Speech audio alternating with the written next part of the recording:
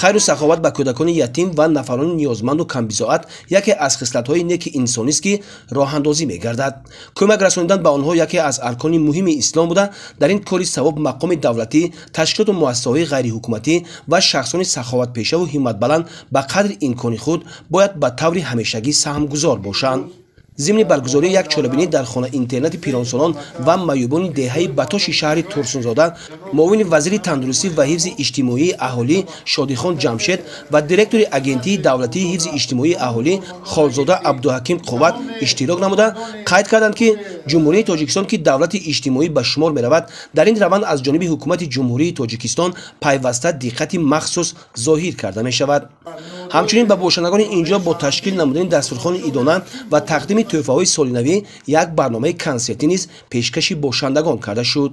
باید گفت که تا امروز از طرف مقامات اجرایی حکومت دولتی، صاحبکاران، تشکیلات و مؤسسه‌های شهر تورسونزودا به خانه اینترنت پیرانسالان و معیوبان موادهای خوراکه و لباسهای زمستانه به طور کمک رسانیده شده است.